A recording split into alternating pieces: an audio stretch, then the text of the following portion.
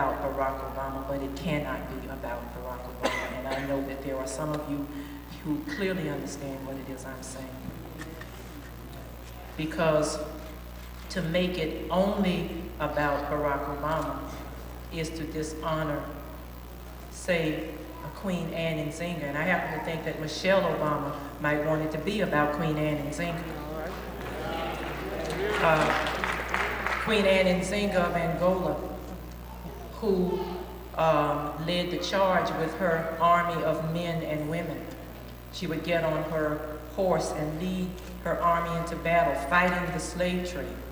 And Queen Anne Nzinga, who told her people to come on over to Angola for those Africans who were fighting the slave trade and being overwhelmed by the slave trade, she told them, come on over to Angola and my army and I will protect you. And she led her army of men and women because she was one bad sister. And I think that the Obama children might want you to remember an Emmett Till, a young boy from Chicago who sparked the civil rights movement, whose tragic, horrific death in Money, Mississippi, for simply, perhaps not even, whistling at a white woman,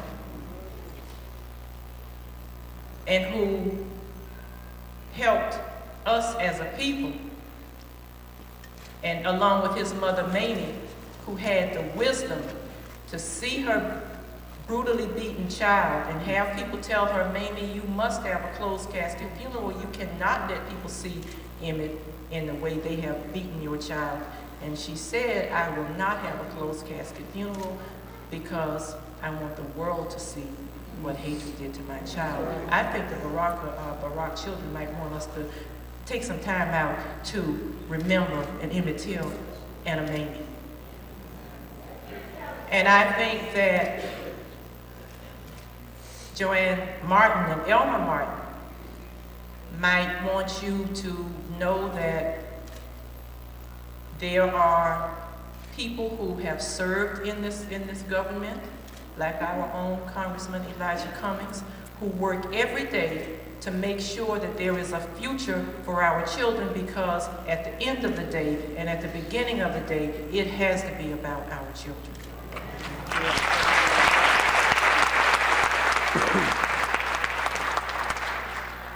And as we talk about walking in the footsteps of our ancestors, I'm going to close with something that my friends have heard a million times, but I don't think that they tire of it because they know that I'm always speaking to new ears.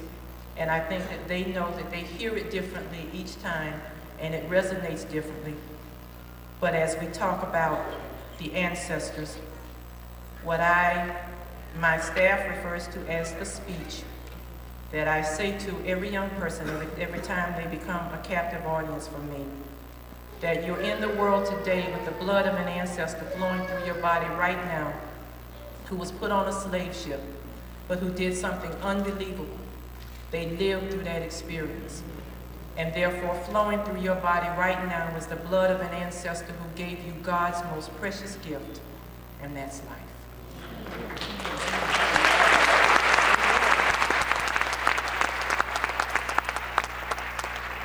And all they might ever ask of you, if they could, was that you treated that life as if you appreciated just how precious life can be. To understand that your ancestors died by the millions, they would probably find it crazy the way we kill one another today. That your ancestors found education worth dying for, they want you to be able to live for. That your ancestors would know a slave ship if they saw one, but might be confused today by what we call the prison, the jail, the penitentiary, because the similarities are frightening. In both cases, we're talking about people being taken away in chains. In both cases, we're talking about people being given a number and having their identity taken away. In both cases, we're talking about people being branded, physically branded with the hot branding iron as a slave, legally branded a criminal. In both cases, we're talking about people being made property of the slave master of the state. And in both cases, we're talking about people being confined. Your ancestors would know a slave trader if they saw one, so they know the one who sold them into an evil called slavery. But they might warn you to be on guard for the ones who through drugs sell us into a slavery just as easily.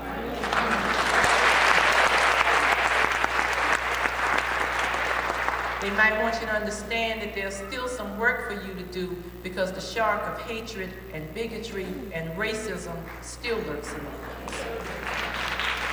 And they might need you to know that even something that seems so minor as being able to go into a Burger King to have it your own way did not come without sacrifice. Some of your ancestors had to die so that you could get that right.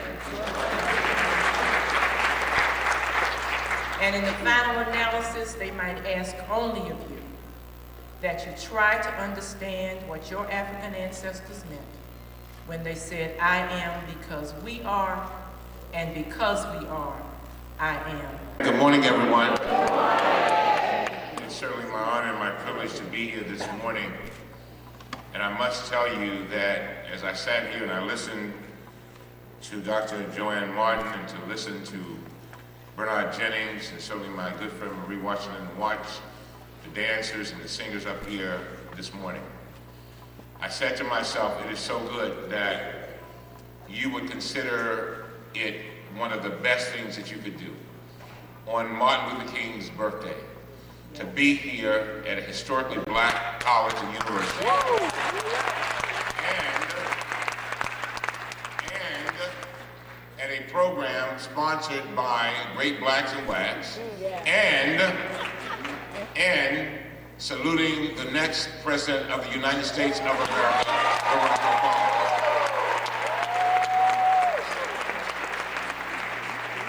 And I just, I want to say to Dr. Martin, I just want to thank you for what you do every day, and for this board in helping Great Blacks in Wax become the great museum, teaching institution that it has become. I was talking to Tyler Perry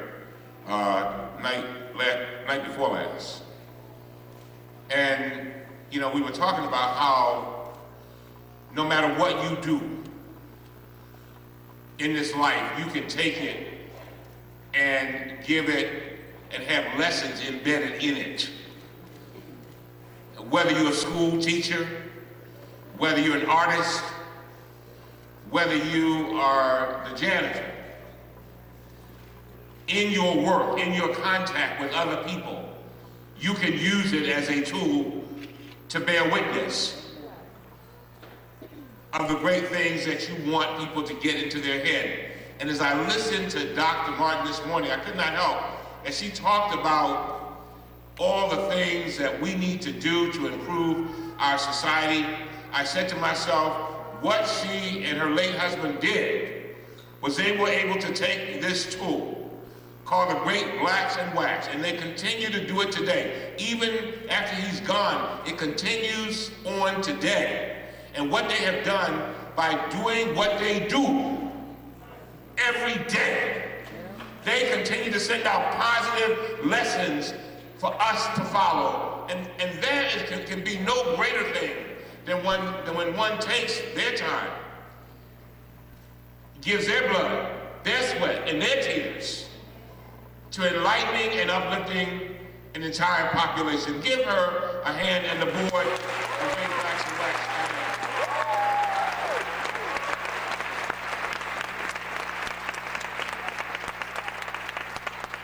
I'm going to be very brief. Just let me talk about two things and then I'm going to sit down. In Maryland, I was the chairman of Barack Obama's campaign. And I was talking to Barack about this event, and tomorrow night, after everything is over, Dr. Martin, a few of us are going to get together about 12 midnight tomorrow night at the White House and talk about what all has gone on over the last few years and just celebrate with some Kool-Aid and cookies.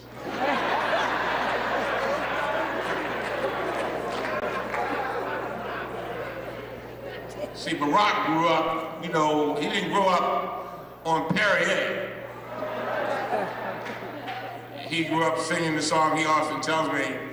He says his national anthem was Kool-Aid, Kool-Aid, tastes great. And the rest of you know the rest of it. Kool-Aid, Kool-Aid, can't wait.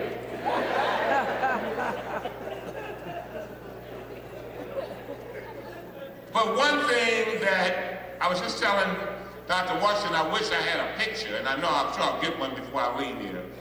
But I want to show him his wax statue. I want to just kind of throw it at him. And let him know that the statue sits in my district.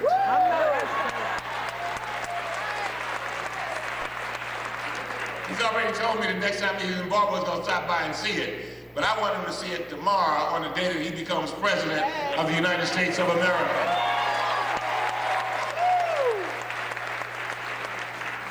The thing that means so much to, I'm sure, to Barack, and he asked me to express his appreciation to the great blacks in wax. But I think one of the things that he has said over and over again, no matter where he has gone and he has asked us, he only had a few people that he would allow to even speak for him. But one of the things that he often would say is that tell them not to just be happy for me.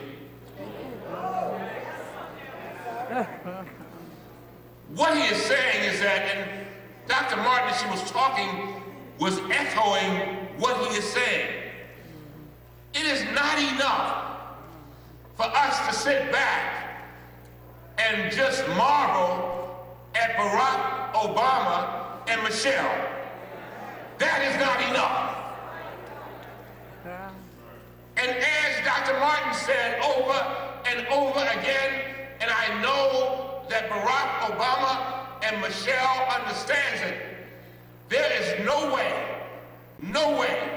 that they would be moving into the White House unless there had been a whole lot of people standing up so that they could stand on their shoulders.